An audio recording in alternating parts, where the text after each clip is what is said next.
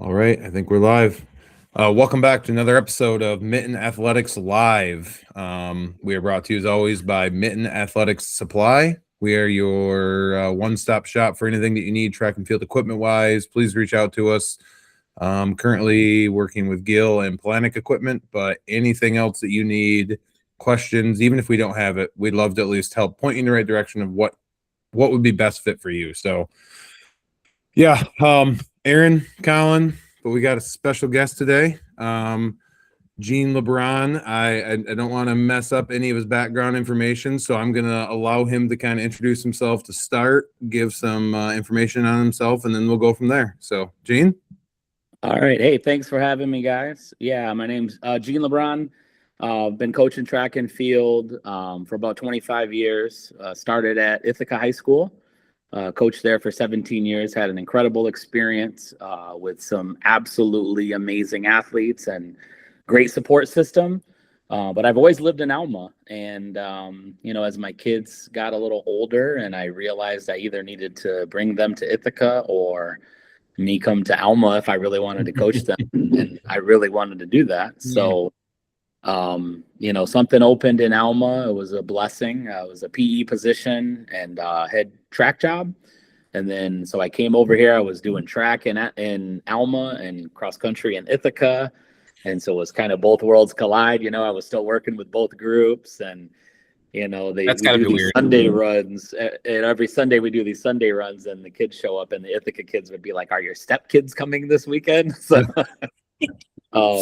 but eventually took over cross country in Alma once Dale Devine retired. Long coach, great coach at Alma, and have really just been able to kind of build on the foundation that he and Jamie Puffpath started at Alma. And, I think Jamie and I and my wife, especially, who coached the middle school, have just been able to, we've been very lucky to get some great athletes, including our kids and their friends, and do, some special things here, and looking to continue to do that for at least the next 5 or 6, 7 years till my 5th graders graduates, and then I'm probably done. So, yeah, so that's me in a nutshell. Yeah.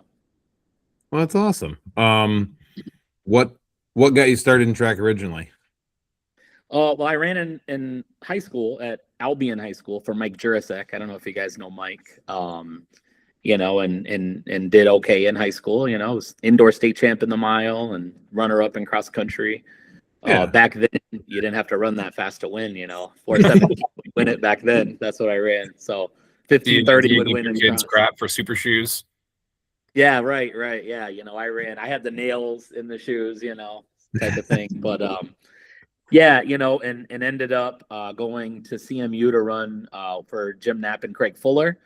Cool. And just, I've always been blessed to have absolutely just terrific, people loving coaches who, focused on relationships and, building those relationships into meaningful things.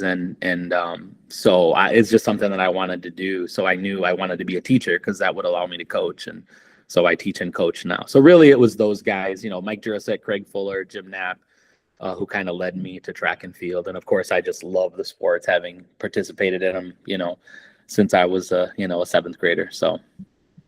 Very cool. That's awesome. And I think you left out a big piece of that you're also not just a track coach, but you are involved pretty heavily in the indoor track series as well, correct? Yeah. So, Chuck Janke is kind of the founder of, the Mitka, indoor series. And then, when he passed it over to my high school coach, Mike Jurasek, he and Richard Chenault did that for a while. And I was still in college and stuff running. And then sadly, Richard Chenault passed away. And I came on to help Mike in like 2006 and have really been helping him do a lot of the, website stuff and communication stuff with the state meet since 2006. And then, I don't want to get too much into how it all went about, but when Mike kind of stepped away, the lab kind of, took over, and, there was some, disagreements there and how things, were done. We tried to iron it out, and And basically, I just decided to get Mitka involved, and so Mitka has kind of come on board and given us a little bit of, I don't know the right word, I guess, legitimacy. I think legitimacy is the right word. Yeah. Speaking as a head coach, it's like I started coaching in 2019, and we slowly got involved in indoors, and it's like, it always felt like, I don't want to break rules. I want to incriminate myself. Everybody does this. Is what you got to do to be good. And having like the organization, having the coaches association stamp on it, that just makes it feel so much better. For sure. And I think that's the biggest thing. And I'm sure we're going to touch on that hopefully later, the MHSAA's, wrath. But yeah, and not only to that extent, I think there's just this misconception that, for years and years, all we did was just take people's money for mitts, and that really wasn't the case. I can't speak for everyone that was involved with mitts, to be perfectly honest with you, because we all had our separate roles. But I can tell you that I am certainly not sitting on a retirement account based on my role with mitts. Okay. I was, compensated for my time, but like coaching, probably pennies on the, on the hour. Right. But really for me, what mitts has done is it has allowed me to build some pretty incredible relationships, not only with, other coaches, but with athletes and with, college coaches and, having those contacts for my own athletes. I deal with, GVSU and SVSU and Central, and, so just having to deal with them with mitt stuff. And now, if I have an athlete say, hey, I got this throw or I have this jumper. So it's just been great in that regard. So I've really enjoyed working with mitts. And ever since we brought Mick on board, it's really been Dave Lustig. He's the one who's been doing the majority of the work. Kerry Hamill and I are also on board helping, doing the things that I used to do, and Kerry adding his twist and things to it. So it's just been a great partnership, us three. I think the three of us working together, we're able to, disagree with each other and not be offended. We're able to, we razz each other, but we also, I think, come up with some good ideas and collaborate. And so, I think hopefully people saw that this last state meet. I thought we did some good things. I think we cleaned up some things that we did wrong at CMU, and just made it a great experience for our athletes. That's number one. We just want the kids to have a good experience. So yeah, so that's my role with mitts now and Mitka. I mean, at some point we're gonna have to drop one of them. I kept telling them, we can go Mitka, we can drop mitts. That's fine. They think I'm. Have you been like officially a part of Mitka in the past, or no? No, I've been on some Mitka committees to push some things. The whole district thing that we did one year. I was on a committee for that, and I'm a member of Mitka, but no, I haven't been on the e-board. Or anything like that. And to be honest with you, I just I don't have time for it. I wouldn't be able to give it, I think, all that it really deserves with my coaching and my kids. And maybe once my kids are done, that might be something I want to do. But I'm perfectly content with my role with indoor track and Mitka. So technically, I'm not on the e-board or anything with Mitka, but I'm part of mitts, and so that's kind of goes hand in hand with Mitka now. So Yes. Well, go ahead, Colin. And you guys, just shout out to your boys and your runners this past weekend at Nationals, right? Like, you took a pretty good crew there, and I don't know the numbers off the top of my head, but how'd you guys do? We did well. We only took 5 guys this time. We took my son Nico was a 9th grader. He ran the freshman mile. He ran well. He ran like 4:41 for a full mile, which is not his PR, but he PR in a 200-meter track. But he ran well. He's got to learn how to, not get boxed in. He got boxed in like 4 or 5 times. Yeah. Thomas Larson is our number 1 runner in cross country, and he ran a decent 5K. He just the race was just too much for him. I mean, he went out in like 4:36. Well, I mean, a 5K. How many 5Ks have kids run on tracks? Exactly. And he'll be the first one to tell you that he probably would have fared better in the emerging elite, but he was in the championship. And like I tell Thomas, we just don't train for the 5K, really. Right. I mean, for the mile and 2 mile. But he ran tough. But our 4x1 mile team, I don't want to drag this on too long, but they ran outdoors last year in the 4x1 relay, and we were in fourth place. We were running really well. Had like a 4:19 leadoff leg, and then my son ran like 4:32, and then the next guy was about to run probably 4:30, and they cut him a lap short. They made him hand off, even though Thomas, our last leg, was saying, no, he's got another lap. He's got another lap. They I made him remember hand that. off. And I told Thomas, I said, just run 5 laps. So if they say anything, at least we have all the laps. Right, So he have a still time. ran like 18 flat with Elijah running 3 laps, Thomas running 5. And so that was a bummer because we would have been fourth, I think.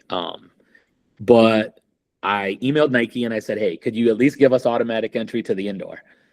So we don't have to worry about trying to qualify indoors. We can just focus on racing. And Erin Jascott, who's the head over there, she said, yeah, sure. And so we got in and we finished, there were 9 teams and you had to be top 8 to be All-American. We finished 8th, and I'm not apologizing to anyone for their only at 9 teams. Not at all. We had this is a long story, man. We had a kid, Ezekiel, one of our top guys. He was hurt, and my son had a National Honor Society thing, so he had to fly out Friday morning.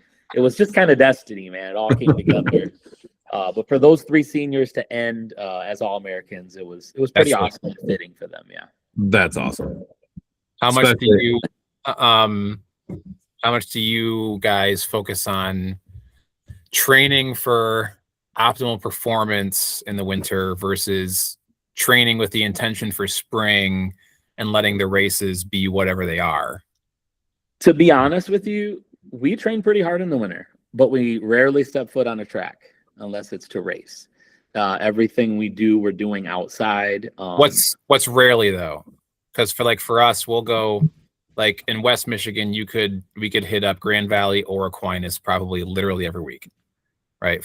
We race. We'll only go to Grand Valley. Like we say, okay, there's 5 dates. That's where we go, and that's all I care about, right? Yeah, we probably run 5 or 6 meets, and if we do go to any more than that, it's hey, Thomas, you're going to go here. You're going to run the mile, the 8, the 400, and the 4x4, and it's just like a workout. Right.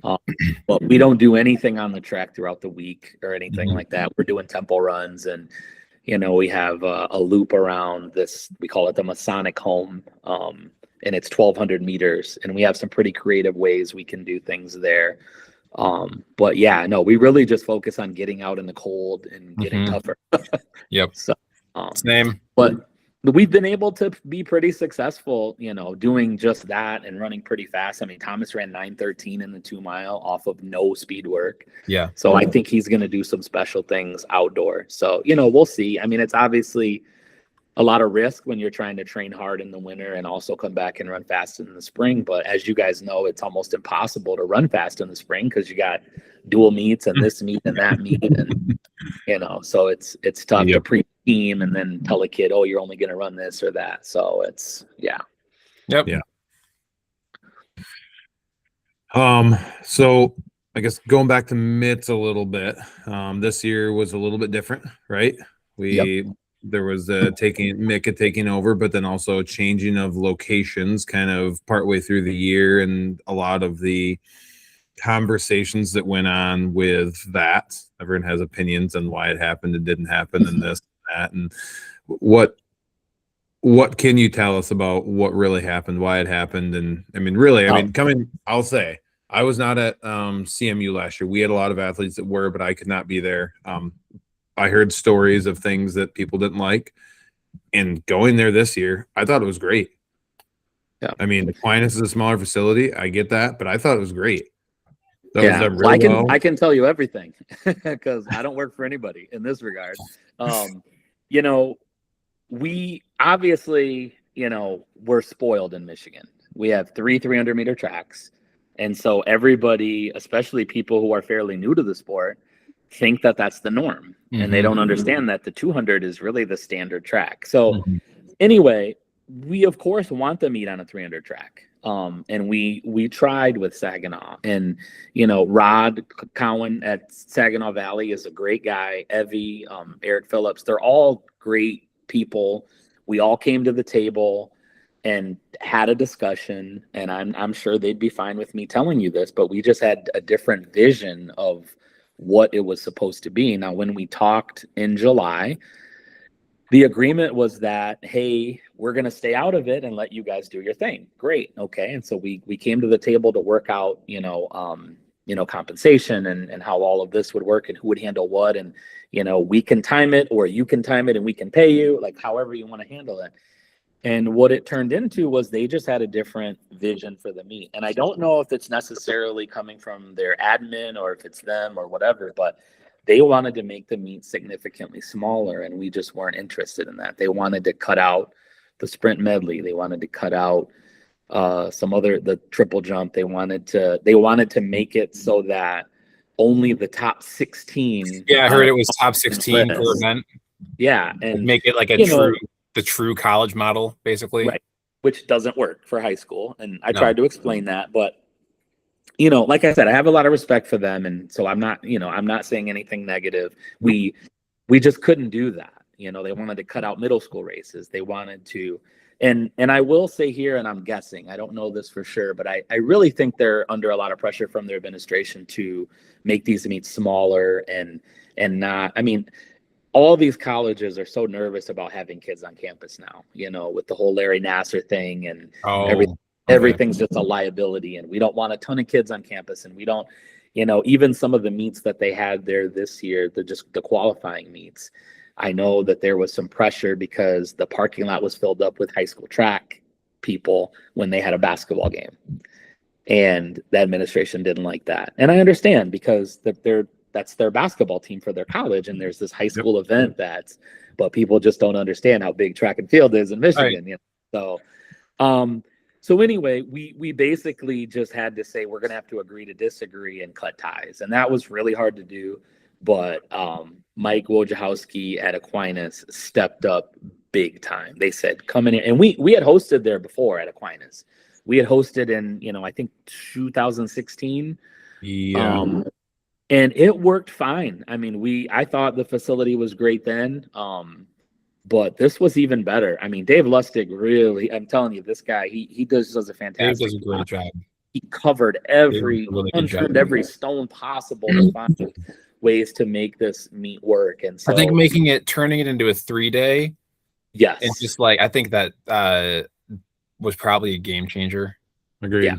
I think the biggest thing got at CMU, cramming all of that into 2 days, because the facilities are probably about the same size. It was just the amount of people trying to get in and out. Yeah. And I actually think Aquinas is significantly bigger. It just doesn't seem like it, because all those stands, they seem big at Central, but they're in one general location. And Aquinas is spread out all along that curve and all along the backstretch. Also, people could go down on track level. Plus, there was more room on the infield. And I think two things made the difference at Aquinas. One was the 3-day. And then two was Aquinas provided us 70 workers, 70 volunteers. Oh, and their job. Yeah. And we so, we got a few kids there, and I got some messages from Xavier working the meet. Yeah. And the nice thing about that, though, is, we were able to, take some of the profits that we made and give them $5,000 for their program. That's awesome. So that was not in a contract or anything, but we're trying to prove to people that this is not a cash grab. It's not. Now, of course, we're trying to make money. We're trying to make money from Mitka, but it's not. We're not making money for the Gene Lebron vacation fund, which a lot of people seem to think that that's what's going on, and it's simply not. We're adding stuff every year. We added the mix 4x4 because that's something that some of the bigger clubs, are very successful at the national level. So we wanted to add that. So just, those two things, I think, the 3-day meet and having those workers, allowed us to have a very successful meet, which we thought was more successful than we anticipated. So hopefully other people agree. Again, I agree. I loved it. I thought it was awesome. I mean, coming from a throws coach, I was only there on the first day, right? And I love that too, getting in, getting out, having those done. Well, And that's the other thing. We tried to consciously look at the schedule and go, let's try to make it so that if people come, they're going to come on Friday, Saturday, or Saturday, Sunday, and limit the number of people that have to come Friday and Sunday, or all 3 days. But if you're coming all 3 days, that means you're a stud anyway, and you probably just want to be there. So Yep, that's true. I think for me, the only other big surprise this year indoor that was kind of a sad, but coming again from a throws coach, is having the limited number of discus meets. And that's not a Mitten thing. That was a direct facility decision, and I understand it, and I also understand why. I think that was kind of my only big sadness of the year. Other than that, I thought the year went awesome. Yeah, I thought the series were great, and I do think that people are just getting away from the disc because and people don't realize that Mike Jurasek was the king of, hey, let's add this, he added the weight throw, he added the triple jump, and then we added the disc, and people were all on board with it at first until they realized it takes a lot of time to do. Oh yeah, and a lot of time and a lot of space, and I think my colleges throws coach's dreams here, like weight throwing makes sense because it's a college event, right? Triple college event. They don't throw disc inside in college, so no. I mean, I kind of get it, but and so it really was a novelty almost, but like I said, we could only get Grand Valley to do it a couple times, and we tried. Right. No, I know, and believe me, I tried too. I emailed every coach in the state that had a facility, and I begged and said, "Can you host another one?" And nope, it's all right. I completely understand the reasons why not. And that's another misconception that I hope anybody who's listening understands, is that MITS, we're not a governing body. Right. Our main responsibility is just to host Scheduling. that meet and to communicate with people. That's really the big thing that we do, is we communicate throughout the season. So Grand Valley is going to do whatever Grand Valley does, and they'll give us that information, and we'll put it out to you guys, and then we'll use their results as qualifying results. And that's it. We're not going to tell Grand Valley, hey, you need to pull the pole vault this weekend, or you need to do discus this week. It's their facility. They're going to run the meet however they see fit. And I think people assume that it's MITS or Mitka doing every meet, and that's just not the case. No, you're simply putting the information out there. Yeah. Anything else about indoors, Aaron? No, I think it's good. So you had a post on Facebook, and it sounds like that was half a joke on your end in the first place. Yeah, but it's fun. But it did bring up a few good points. And I'll let you summarize or go in a second. But like this, the summary is basically like other sports have the additional qualifying round before regionals, right? Other sports have districts. And we have regionals to state, 2 opportunities for a trophy, and at regionals only 1 team gets it, and at state 2 team gets it. So there's you get really 3 opportunities to win a trophy run, when a lot of other sports in our schools have an additional round. And geographically, like, it can get pretty easy to win your district. So anyway, go for it. And I think a lot of people misunderstood what I was saying in terms of they thought maybe I was advocating for districts, and I wasn't. That was something we advocated for at one time and thought we put together a decent proposal. When was that? That was probably in 2013, maybe 2012. I'm an oldie guy. I've been doing this for a while. So yeah, I worked with Mike Danusik and a couple of other people to put together this proposal that had the district thing. And anyway, we gave it to them HSA, and they just shot it down immediately. That's helpful though, because there's a lot of guys that are younger coaching now who are probably having conversations that you had back then, and just like knowing, hey, we've been through this. This is what we tried. This is what we talked about, and this is what they said. Like, it can help alleviate some frustration if we know that we've already been down this road. Right. And my post was less about wanting districts and more about just the simple frustration that, and again, I want to make it clear that I'm not advocating for less acknowledgement of other sports. I'm certainly, I look at, and I certainly don't want to use my school's team. I don't want to get in trouble on that, but I look at these high school teams in the area, and they have these great athletes, these awesome, student athletes who I love and admire that play these games. But they, you got a basketball team that goes and wins a district by beating two teams. Maybe one of those teams is a sub 500 team and another team is barely over 500. And it's like, let's have a parade. They won district champs. You're getting emails and, from the superintendent saying, we won districts. And it's just like, do you realize that they were fourth in the league? And they, and so again, nothing against that. It's just that for our sport, for our athletes to have that same kind of, celebration or that same kind of acknowledgement, you have to win a regional. And that's pretty damn tough in some areas. I mean, you look at the team, like we got put in a region this year. I mean, for us to win a regional this year, and I think we're a pretty solid track team, we're going to have to compete against Flint Powers, Frankenmuth, Freeland, Corunna, to name a few. I'm probably leaving another really good team out. So sorry, whoever that team is, but just those teams alone, we're going to have to beat to win a regional. And that's our, you guys are D2. We're D2. Yeah. So that's a very tough. I mean, all like Corunna, they were like what, state champs 2 years ago. Yep. We know what Flint Powers is. They just got stud distance runners. Frankenmuth is good every year. You throw us in there. And then you got teams that maybe not like a complete team, but are really, really solid in certain events like the Sprint Swan Valley. I mean, so it's just, that's our only opportunity to win a Michigan-shaped trophy. Right. Our first opportunity, I should say.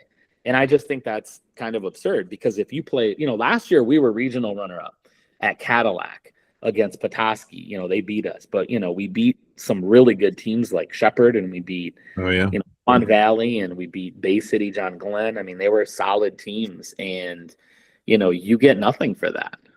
There's nothing. There's no, oh, you were second in the region. Yeah, nice work. If you finish regional runner-up in football, basketball, volleyball, I mean, the world is gonna stop revolving in some of these small towns. So I just think it's unfair to our kids because that's how and I've heard coaches say before, oh well, regionals don't even mean anything to us. Well, it's probably because, no offense, what's the saying? You were born on third base and you hit a triple, and you're at this great program that has won a bunch. When I started at Ithaca, and no disrespect to any coach that came before me, we just weren't that good. We had 2 kids on the cross country team. Now we ended up winning the state championship, but for years, I said, it's hard for me to get these athletes to buy into cross country or track and field if we can't show something tangible for it. We had a fantastic football program there, so it's hard to get boys out. They had a great volleyball team. They had great basketball. And so it took me a while to build that. And we ended up doing that, which is why it was so hard to leave there. But, you need those. You need those regional titles. You need those, state finishes to get kids to buy into what you're doing and to get the community, because I do think you need that hype of the community. Yep. And so I just think that's where it's important. So it certainly helped us. Like nothing against previous coaches at Byron Center either. In fact, Aaron's a graduate. He was the previous coach before the one before me, but Ryan Stein won a Division II trophy for the boys. And then like 2 years later, got bumped up to D1, and the team was not ready for it. And that's when I started. That's when I took over. But it was just not there, and we were very bad for a little bit. But like adding kids took hype. It took like proving that it wasn't just running club, and that we took things seriously. But then here too, like our region is East Kentwood. In K Central. and Kalamazoo Central, who's very good now. Tyler is kind of Portage Central with me. Portage Central is pretty good. Yeah. If the other region here is Rockford, right? So you get either East Kenwood or Rockford, and then the other good teams like D1 is just loaded in the greater Grand Rapids area. Just so many good teams. And it's funny, I don't know if you caught Dave's talk at Mika at all. But he talked about his book kind of coming out of, they had a really bad down year. And we beat them that year and finished second to Kalamazoo Central. But yeah, we were regional runner up. Took down a down year East Kentwood, and it was a great year, but still in the shadow of Kalamazoo, who went on to win the state championship that year. So yeah, there's nothing in your school history that will show that. Right. There's no trophy in the athletic.net. That's it. Exactly. and it just, unfortunately, it just doesn't work. And I mean, listen, and I'll be the first to say, I'm not going to sit here and pretend, that we're not the unpopular. You know what I mean? Like, people just don't get hyped up for track and field and for cross country like they do for basketball and football. And that's fine. Like, especially like at community, but you have to recognize excellence, and so I even get frustrated, and I'll probably get in trouble for this, but I get frustrated, like I started in Alma in 2022, and we've won a regional championship every year. We won the girls in 22, and we won the boys cross country for the last 3 years. And of course, we've just had an amazing group of kids, but I guarantee you people probably don't realize that. People that work in the school probably don't understand that. And it's like, again, it's not a knock on them. It's just, we just don't get, I mean, I guarantee you if some of these other sports were, regional champs 3 years in a row, it would be something that would just be shouted from the mountaintops constantly. So anyway, like, I just think we need to do better. I'm really just advocating for my kids. I don't need the attention. I'm old, I've done this for a long time. But I really just feel bad when I look at like how hard our kids work and they do something so significant and it just goes unnoticed like that. I'm not going to lie, that really grinds my gears. Like, so yeah, that's just where that whole thing came from. I was just really frustrated at all you get a district, it's like Oprah, you get a district title, you get a district title, you get a district. And it's just like, really, guys? Is it really that, So right. I really think it's truly at the core a U.S. issue. If you look at track and field in the United States in general compared to the world, just because of how many other sports we have, I don't think track and field gets as much hype, period. But which is crazy because it is still statistically the most participated in sport. Yeah, and that's where I'm coming. We have literally 10% of our high school on my team. Yeah, 10%. There's no other group in our school that has that percentage of the student body involved. Yeah, and I'm okay with that. Like I said, it's really not about wanting people to come out and support. Like, I don't care about that. I don't care if you come to the meets. But if our kids do something significant, they should be acknowledged for that. Even things like, I feel this was a great accomplishment. Our boys have been the academic state champs for the last 2 years. That's awesome. They have the highest GPA. It's like 3.95 something, and the way that works is, if you qualify for the MITCA team state meet and you go there, you your 13 GPAs. You pick of 13 kids who competed, and we've won that the last 2 years. And it's gone relatively unnoticed. And it's like, why would you not acknowledge this? This is huge. That's the kind of thing Byron Center likes. Academic all state. That's going to get our administration riled up. Yep. To be honest. This has nothing to do with. You can hate me all you want. This has nothing to do with me. This is about the teachers you have here. This is about the student athletes that you have. Yep. So anyway, it's I do have to say, like, my administration does a great job acknowledging. They hopped on to social media pretty quickly, and it's a big school, so there's a lot of staff, but they do a very good job highlighting pretty much every sport. And obviously, like, I don't know, I'm assuming Alma has the same thing. They have student run social media pages and that post about student events and sporting events and things. And the student run ones are very fixated on the popular sports. Yeah. Very, very fixated on the popular sports. And Yeah. you wouldn't know that track started at the same time as baseball, for instance, but right. But no, our administration, like I said, they do a good job. I mean, they share stuff, but it's just again, it just seems a little different with the level of enthusiasm. Yeah, so it gets shared. It gets shared. I know what you mean. It gets shared. That's about it. I think that's where like we just have to find a way as coaches, like we gotta push those stories out for our kids. We've got to hype it up within our team, within our however we can in our power, tell parents the stories. And I've found, like, if there's younger coaches listening, like, and you want to know how, like, figure out, like, I mean, track parents are different than football, basketball, wrestling parents. I don't get the same emails that my basketball coach does, right? He puts up with a lot of crap because basketball is crazy. But I've found that, when I pour into the parents a little bit, like they get excited and they've figured it out. And so once I figured that out, and the parents like got on board, that's just started the first batch has graduated on, and that energy is continuing on the young ones. And I think that's the way to go, because then that gets you that's when it starts getting into the community. Absolutely. And I tell you, when I first started really going on social media, like in 2000, probably 11, 12, 13, I created these pages for all my teams. And that's really how I pushed it. And I celebrate everything my kids do. I don't care. And I know there's people that probably get annoyed with some of the things that I post. But I always tell people, like, look, guys, it's really not about boasting or bad. It's just putting it out there for our grandmas. Right.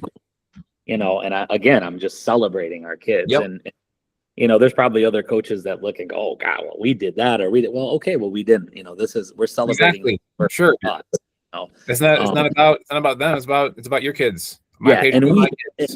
And again, like I said, again, nothing against our administrators. I think they got other things to worry about than celebrating sport. I mean, they have so many other things nowadays to deal with. But our parents are fantastic. Like I give an example. Good friends of ours, two of the guys that were just on our 4x1 mile relay, they were a hardcore wrestling family.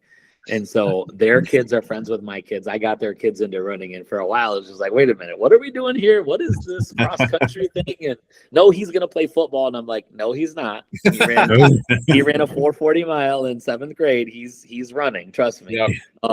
And we just all went to New York together for that meet, and they invest in their kids, and they've turned into just huge track and field, cross country supporters, even though it's not their first love, you know what I mean? And so, we've been very blessed with great parents.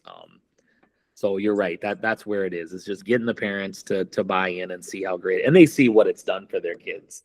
And so, we're very fortunate in that regard. Yep. Awesome. One of our best throwing area workers, one of his older boy was soccer. He's got 2 pairs of sets of twins, and we've had one of each of them. And Maddie started throwing, and I'm assuming Ben started throwing because of Maddie threw.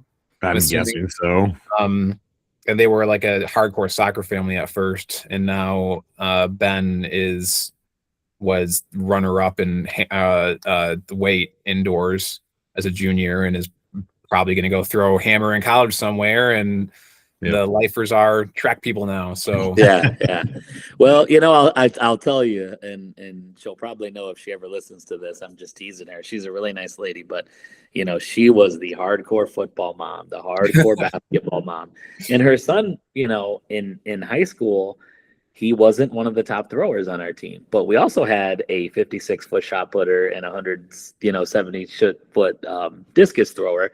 So it was a little misleading, and he's actually now in college and in like placing at their conference meet, and it's just like, hey, how'd that football thing work out for you? But we're friends, so it's funny to razz her a little bit. But it's always hard to get those people that are just a diehard football, diehard. And I get it. I mean, I'm a diehard football fan too. I'm a huge Chicago Bears fan. I mean, I've bred come kids on. into that life, and Well, so Anyway, thanks for I was joining a us. Packers fan. We'll see you guys later. I'm just kidding.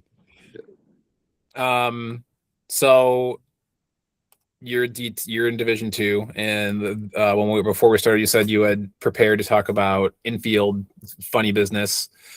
So just curious, what did it look like was there anything at Division II that caused the shenanigans that are happening? Not that I know of.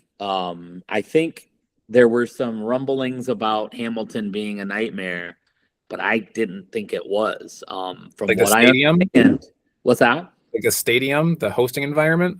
Just the coaches on the infield.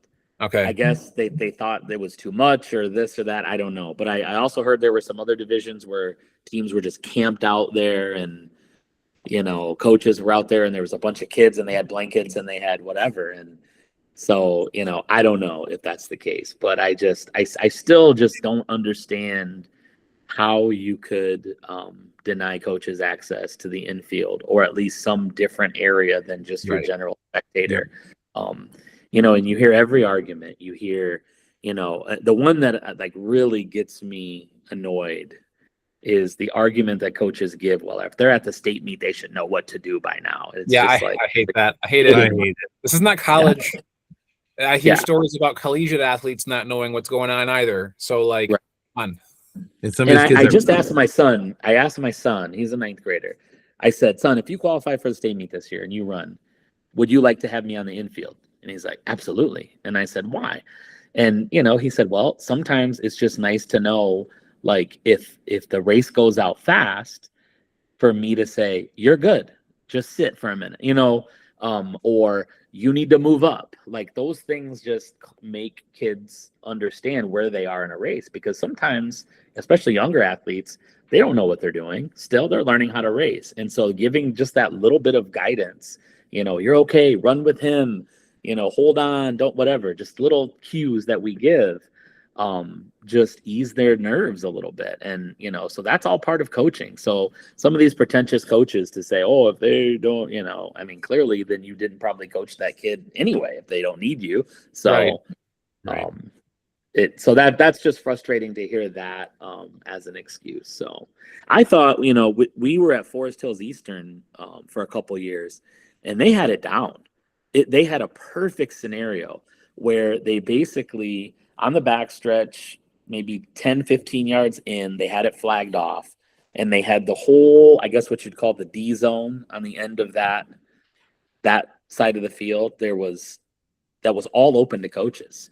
And then they had like an alley going down the middle where like the athletes could come off the track and come to the backstretch, and all the other stuff was restricted. I mean, if you went in there, they would get you out of there right away. And it worked out great. And I thought that might be where D1 kind of, let's see, the past years was at EK, and Rockford was way more locked down. EK, I guess it did get away from them a little bit the past 2 years. But then not close to like you're at an invite and there's coaches everywhere. Like it was not dangerous. It just felt like, oh, this is different than it was 2 years ago at Rockford. Like Rockford this is where it's like the facility makes such a huge difference, because Rockford is a football stadium and everything is elevated. And so to get down to field level itself is way more of a process. Yeah. And so I think there's probably some access guarding that happens just naturally there, whereas EK, half of it is just, ground level. And so like the high jump area was clogged. It was very busy in the high jump area. But the coach's box wasn't bad. But they also they didn't really police the high jump area, which was obviously very clogged. And if reasons like that, where and nothing against the EK gang, because they like, hosting a state meet. I don't want to do it. I don't have no desire to do that. I'll stick with our conference meet.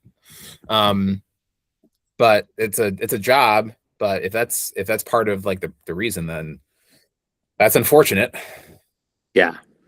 Well, and I just feel like that to just simply say, okay, you don't have access this year. Yeah, that's And where. and I know, like Mitka, we were in the D1 like breakout at the track clinic, and Sean O'Brien kind of let slip that was going to happen, and everybody started chattering immediately.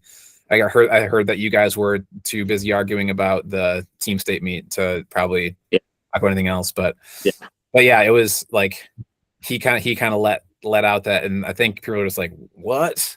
They're doing what? And they haven't told us. So yeah, it's just that the unilateral decision was the frustrating part to me. And again, I think it goes back to, would any other sport be treated that way? I mean, you're going to tell basketball coaches, football coaches, they got to be in the stands with spectators. I mean, it's just, it's absurd. And, I know when they originally passed that they were going to do these coaches boxes, Mitka had put out a set of like, suggestions or ways to make it happen that made sense. I know Kerry Hamill worked a lot on that, and they sent it to the MHSAA, and it just got no traction. I actually got in trouble last year because I posted another just rant and raving about being on the infield, and I got a call from Mark Ewell, my athletic director.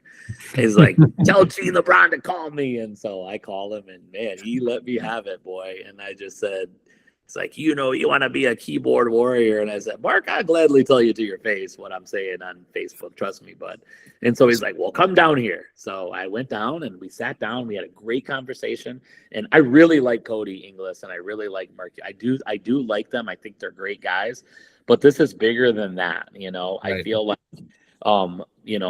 the way I feel about them, it pales in comparison to how, strongly I feel about this sport and my passion for being able to help my athletes. And so if I have to ruffle some feathers and raise some hell, I'm going to do it. And I think there's a lot of other people that feel the same way. And I just want them I want the MHSAA to understand we're not second-class citizens. Right. And they need to understand that, they're at our mercy, really. I mean, I know they do some really good things, and I appreciate that. But at the same time, you're messing with our livelihood. You're telling us, hey, go up in the stands and try to figure out how to coach instead of being on the infield where you are all year coaching. So, and I'll give you one example just of another example of how this works. So last year I had a hurdler, and he had gone from being an okay hurdler his junior year to being a pretty darn good hurdler his senior year. And he ran the prelims, and he felt like he didn't have a great race. I think he finished 4th in his heat, and he thought for sure he didn't make the finals. But I knew he did, because that was by far the fastest prelim heat. And I needed to get to him before he melted, because he was new to this, and he was a mental case, and so, I'm up in the stands because you can't be anywhere near the hurdle race with the box they put us in Hamilton. So I'm trying to weave my way down. I'm yelling at him, trying to get his attention, and he's pouting, and I can just see it in his face. And when I finally get to him, I said, dude, you probably made the finals. What? No way. And he did. But by that point, he had already sunk. Right. Processed all those bad emotions. Yeah. And if I could have got through him right away and just said, dude, that was like, your time is great. That was a really fast heat. You probably made it. Right. He wouldn't have gone there. He probably would have run better. I think that's the biggest reason for me. As a distance coach, I can flip flop on the in race stuff. Because half the time I don't know how much kids are actually hearing me anyway. But the right before, it's impossible to give them a good speech at the tent, because it takes so long to get from the tent down. They got to spike up and everything. They got to get ready. They have to be on the infield. So the 5 to 10 minutes beforehand and just immediately afterward, that's the valuable time for me. Because that's when the calm happens before their race, and all the emotion processing afterward, right? Those are the most, that's what I want to be able to deal with. And yeah, if you're up on the stands somewhere, like, you're not going to find a seat in the front 2 rows next to the rail. It's not. And gonna if happen. you are, you're going to be around a bunch of other people who are screaming, and they're not going to. Mm-hmm. We had a kid in the prelims in the 100 last year, and I like managed to squeeze myself in like on the rail so I could get a video of him running. And it was lucky that I was able to find that spot. And yeah, like, football coaches don't have to worry about parents breathing down their neck or displacing parents, right? It does go both ways. Like, yeah, we don't have to like act like parents don't matter, because they do. And if you're trying to stick a bunch of coaches in there, then that's displacing more people. Right. So, yeah. Another example I'll use real quick. I don't know if you guys heard of a girl named Lainey Bloom. She ran for me at Ithaca. She was a 446 miler, but she was Big Ten Freshman of the Year cross country. Ran for Purdue, then transferred to Michigan. But anyway, when she was a freshman at Ithaca, she had run like 5:10 in the mile, and this was the year we had all those storms, and it just kept getting delayed. 2019. Oh, and she had warmed up, she was ready to go, she was in the tent, and then we had a delay. And this is a 9th grade girl, okay? She's basically in tears, and so I tell someone, go get her, bring her. So come over, and I have a little chat with her, and then she goes back, they get ready to run, there's another delay. And so this is a freshman who just needs, I don't care what, people just don't understand the relationships that you build with your athletes. Exactly. I was probably the one person that could calm her. Not her dad, not her mom, me. Just because she trusted me, and that's, how it was. And but you're not talking yourself up there. You're talking about, like, these are true. conversations we have with them every day. Yeah, just stuff that she just believes, It's like my own kids that, they're not going to listen to me. They'll listen to someone else before they listen to me. But a little bit, because I do coach them. But, so thankfully, I don't know if you guys remember Amber Gall ran for Shepherd. She was like a 2:10 half miler. I got Amber. Amber was a senior, and I said, Amber, could you just talk to Lainey, please? Could you just help? And she took her under her wing. And without Amber, Lainey might have, fallen apart, but she ended up running like 5:08 and placing. And so, but just that lack of, like, that whole, I couldn't go out on the infield because we were banned at that time from the infield. It just made it a complicated, process. So 2 years ago, do you know the name Ben Romero? Yeah. Yeah. So 2 years ago, when he was a freshman, he was like, it was raining. It was a crappy afternoon. And the boys 3,200 is going to go off pretty soon, and his coach Ryan is like, where is Ben? And like, he's like, being a total freshman, doesn't even have his spikes on yet, eating nachos, right? Yeah, exactly. And this is the kid who set the freshman record in the 2 mile. Like, right? The best ones don't always know what's going on. No. And they have more pressure than people realize. They're you look at some of these, Olympic athletes and some of the stories, that they have about the anxiety and stuff. Yeah, it's not as easy as it looks for them. So no, speaking on the throwing side, I just literally had the conversation today with our kids, a lot of them freshmen. How do you even throw at a meet? How does it work? How do you get in the circle? Do you have to enter through the back, or where do you? Those are conversations we're having right now. This is March, and we're expecting them 2.5 months later to be professionals enough to know that they know every little nuance of everything, of every piece, to be able to go, okay, well, you have 15 minutes by yourself. See you later. Good luck. I won't be there. But even if they do know, so at our conference meet a few years ago, was it a conference or was it a duel? It was a duel, I think. We were at Lowell, Aaron, and when we had the Maddie Chloe duo, and you were off somewhere. I don't know where you were, and there was drama, as there always is with those two, and like the official whoever was officiating there or marking, like, got something wrong, and I was there, but I don't know every nuance of the throws. Yep. And they don't know how to advocate for themselves. Mm-hmm. Right? The kid, like, if there's ever a situation where, the kid needs an advocate on the rules, like, that's what a coach is for. Yep. Yeah, for sure. I'm sad that we have to go through this, and I know that they're not going to change it during the year, but I hope it's a 1 year. Well, did you see that letter that got written? I mean, they don't care, but we'll see. There's a meeting that's gonna take place from what I hear through my sources. So okay, you've got some sources. But here's the thing, and I kind of started the story. I think I probably went off on a tangent. I apologize. I probably done that a lot. No, you're good. I went down and met with Mark Ewell and had a great conversation with him, and he took notes and he said, "Hey, I'm gonna have you back here so we can talk about indoor stuff." And and I thought I gave him some really good points. I mean, he acted like I had him, at least thinking about it. So then to hear this year that it's like, not only did it improve, but it just went away is just extremely disappointing, not that I feel like he should change, but I mean, why would he invite me down there and take notes? And is that what that meeting was about? Yeah, it was about indoor. Yeah, it was about on the infield. Yeah. Okay. That was what the topic was, because he was pissed that I, made a post on Michigan cross country and it got like 300 likes and 200 comments, and he didn't like the pot that I was stirring. And I tried to explain to him, well, that's why I stir it, man, because that's how things get done. Yeah. I don't just go on there and complain about everything. I mean, you can look. There's plenty of people who do. Yeah, I mean, we can easily go on there. You can tell, like, I mean, I don't know. I feel like I can tell people who are just on there to complain. I posted one of our episodes on there a few weeks ago, and somebody immediately just started talking about the girls the D3 girls EQ 2 mile mark. Oh yeah. And it just rabbit hole. Yeah. It's like people were like this and this and this and this and this and this, and Don Passenger's explaining things, and the guy just complaining.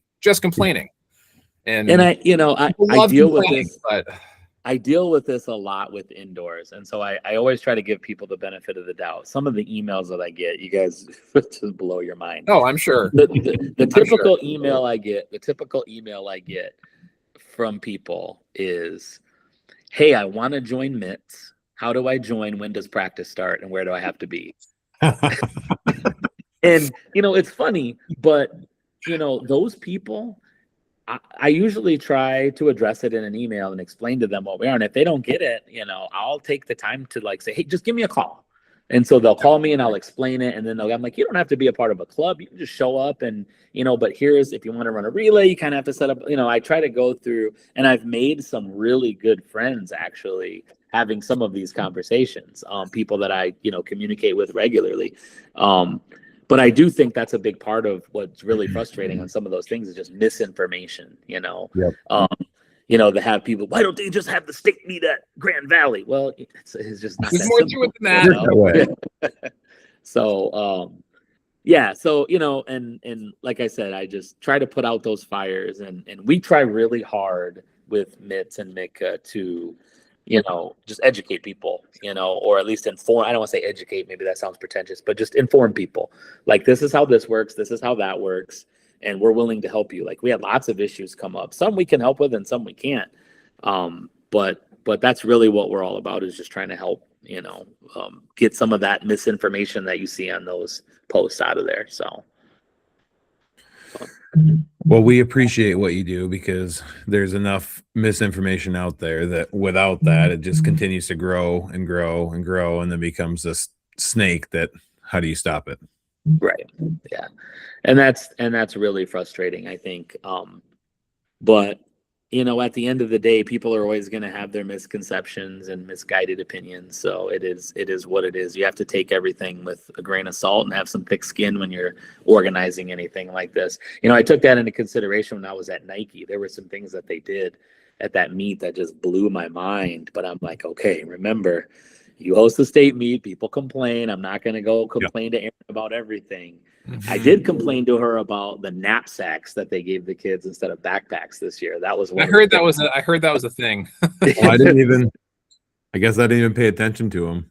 Yeah. The kids were a little upset. We don't go there for a backpack, but it sure is nice for them to get that. like Well, a bag. it's like when you qualify for the Boston Marathon, you hope it's a good jacket year. Yeah, right, not some garbage, right? We're Right. not giving jackets this year. We're gonna give out fanny packs. So. That's What? Oh, all right. We are probably approaching right around an hour. So we have one final question, kind of ties in. We ask everybody this and kind of ties into what you have been talking about. So try to find something that isn't that. But if you could change one thing about the MHSA or what the MHSA does, or just Michigan high school or, track, or Michigan whatever. track, what would it be? One thing. Wow, that's a tough one. I guess I would probably want a 2-day outdoor state meet. Okay. Okay. Yeah. I think that would make the meet significantly better, and even more exciting. Mhm. And yeah, so 2-day state meet, and I know you only said one thing, but also add maybe like the distance medley. So Yes. I'm down. I'm down for both of those because I think that I love DMR. adding more events, whatever it is good for our kids. yes, Right? The DMR, adding the SMR in some fashion. We all know it's coming at some point, adding triple jump in, like those things would be awesome to see added into the meet. And if you're going to do it, make it a 2-day meet and make it so it's a bigger deal. Like I mean, it's always a big deal. Don't get me wrong. I mean, but make it a bigger deal, and you're trying to truly get the best performances out of every kid. And you're not asking some kid in a 4-hour span or 6-hour span to run the 800, the mile, the 2 mile, maybe the 4x8, which you're not going to do, right? But kids could qualify for all of them. Yep. And you look at Michigan, and track and field is just incredible in this state. I mean, we can compete with. I mean, you look at the things that like Motor City does and Track Life and indoors. And I mean, we just have phenomenal athletes. So just showcase them, make it a 2-day meet so they can, be at their best and just show what prelims on day one, field events on day one, and then let the finals freaking rip on the next day. I mean, could you imagine that Friday night, analyzing that and getting ready for the next day? And would you do prelim rounds of the 4x2 and the 4x1? I wouldn't want to do that, me personally, but I'm not a sprint guy. I don't have those speed demons. So, all right. If I did, I probably would say no. If you had to choose, if you could exchange the 4x8 for the DMR, would you do it? I don't think so. Okay. I love the 4x8. Yeah. You don't want to know what events I would eliminate, and I would get in trouble if I told you. You'd be surprised. I'll tell you. If I could eliminate 2 events, what do you think they'd be? 4x2 and 200. No, the 2 mile. Oh, okay. And the pole vault. All right. And here's the only reason I say that. I say the 2 mile because I just think it sells kids short. I think if you have kids running the 2 miles, it's really hard for them to do anything else effectively. Yeah. So if you have a kid that's a pure 2 miler, that's the only reason. And it's really more from a planning standpoint. I love the event. I mean, we have great 2 milers. I mean, but just from that aspect as a coach, it just frustrates me because it's like, well, that kid's running the 2 mile. I don't want him to run the 800 of the mile and the 2 mile, or I just feel like it lends itself. And then the pole vault, just because I respect it too much, it's too hard to coach. I don't feel like there are enough knowledgeable people to put kids safely up on a pole. That's the only reason I say that. I joke because I love the pole vault too. Like those are 2 of my favorite events to watch. But it's just so hard to find kids that can do it, be safe doing it. It's such I'm blessed to have multiple pole vault coaches. So we have a great pole vault coach too. But like I said, just for me personally, if he goes, it's going to be impossible to find somebody else. It's so hard to find people that are knowledgeable on that event. So that's a whole nother issue that we have going on right now. Not just with pole vault, but knowledgeable coaches. Yeah. Or So enough if my 2 milers and pole vaulters hear this, don't say that I'm trying to cut your event. If anything, we're saying you're more special. Yeah, that's right. You're too good to be, you should have your own special meet. Yep. Oh, all right. Well, is there anything else, Colin, that we wanted to go over? Is that kind of good? That was fun. Okay, that was awesome. Gene, is there anything else that you wanted to say or any more? No, just any more stirring that you want to do before we let you go? No. This is your opportunity. No, if you really want to stir the pot, you just invite Kerry Hamill on your show. He wanted me to tell you that. I think he was a little disappointed that I got invited and he didn't. Well, we can make it happen. He has an open invite award winner, so. All right, now I'm going to contact him, give him a hard time. Yeah. But no, I really appreciate, what you guys are doing with this podcast and just bringing, to light some of these issues. I think it's great for the sport, and I think we need people like you guys doing this. So thanks for having me on. I really appreciate it. Absolutely. Glad to have you. Yeah, thank you. All right. Well, good luck this spring, guys. Okay. Yeah, thanks, you too. Thank you. Real quick, if you made it all the way through, we appreciate it. Thank you for joining us for another episode. And as always, if you have comments on this, please let us know. If you have something you want to talk about, we'd love to have you. So sounds like Carrie has something he wants to talk about. And if you're Carrie, please send us an email. No, we would love to have you. Seriously, which is ironic because we say this every time. You give this little spiel every time. I do. I say send us an email. It's really simple. Mitten Athletics plural supply @gmail.com. Please reach out or leave a comment. We'd love to hear from you. So again, thank you very much. And we'll see you guys next time.